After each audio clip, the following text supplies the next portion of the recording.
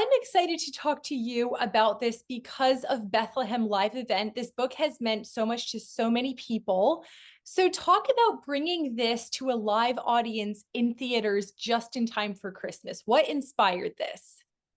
Well, I'm very, very grateful for the good folks at Fathom Events as well as K Love who partnered in this process and allowed me to bring the message as well as some creative elements to the whole project. Uh, and the idea is really, really simple, and that is to create a wonderful equivalent to a Christmas Eve service. Only in this case, instead of having Aunt Julie and Uncle Bob up there singing, we have Matt Maher, we have CeCe Winans, we have Matthew West, we have Ann Wilson, we have Evan Kraft, and instead of a very beautiful but small church sanctuary, we have a beautiful theater in Nashville, a multi-million-dollar theater that was just perfect for the occasion. And so we were able to capture this blending of music and message. Nobody sings better than CeCe. Nobody writes songs better than Matthew West. Nobody is more passionate than Matt Maher. And so getting these artists together in one place, one evening, it really turned into a terrific event. And so it's only 3 nights in the theaters. Now, that's what I have to keep reminding people of. It's not like this is going to be out forever. But December 5th, 6th, and 7th, it's in theaters all across the country. And so I hope people will take advantage of this as an opportunity to either kickstart or amplify their Christmas experience, because we all need a lot of Christmas this Christmas. It's not been an easy year, and I'm hoping that this theater event will encourage people. Well, your book really has inspired so many people. How does this live event expand on the themes that you present in the book? Well, there's some teachings from the book, and there's some teachings that are not in the book.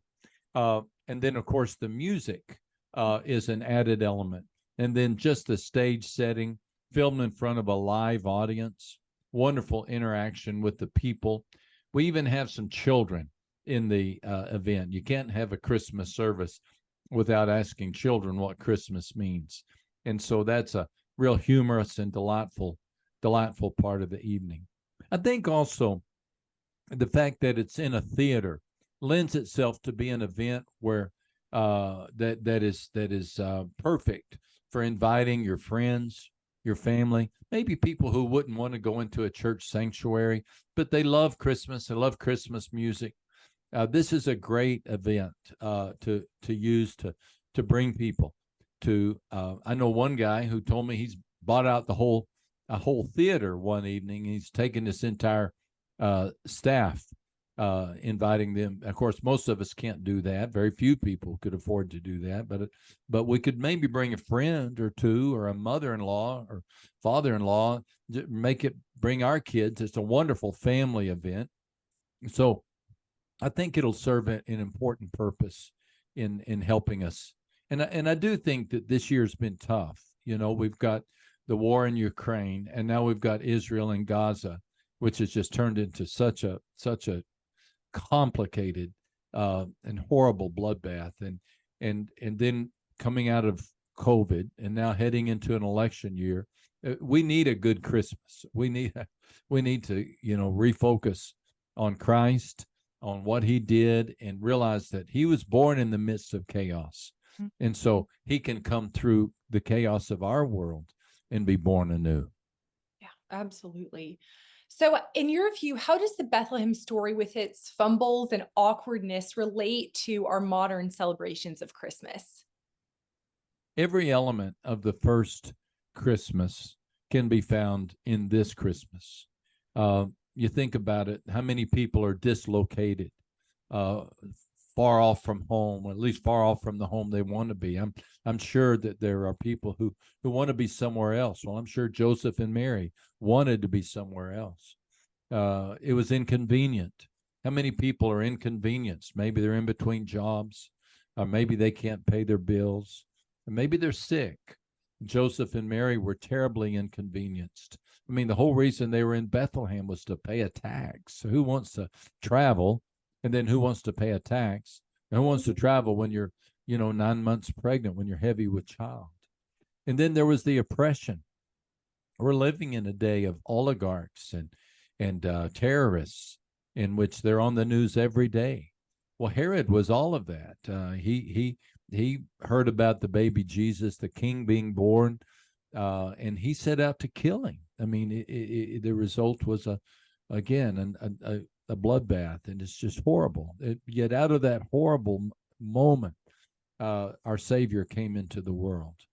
And so it's wonderful to think about Christmas as a beautiful creche, or presents under the tree, or Hallmark movie channel.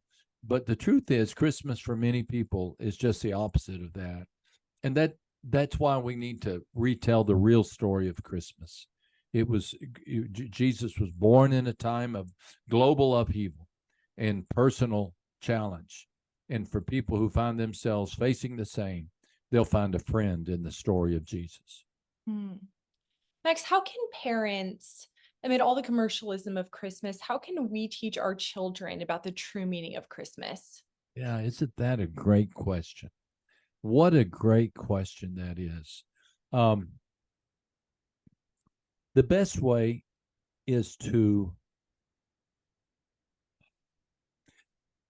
it's going to sound oversimplified, but it really is the best way. And that's just to tell the story over and over and over again. It's the story that needs to be read. It needs to be acted out. Last Christmas, we all acted it out in our home. It's the story that needs to be listened to. It is the story. If I had children at home, I'd take them to this Fathom event. I'd take them to Because of Bethlehem. I just want to use everything I can. Church services, candlelight services, songs in the car. I want to do everything I can to help them see the real meaning of Christmas.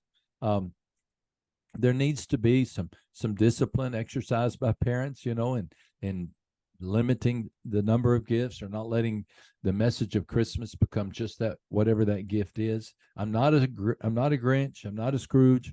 I'm all for giving kids presents, but the challenge is not letting the presents under the tree eclipse the presence of Jesus.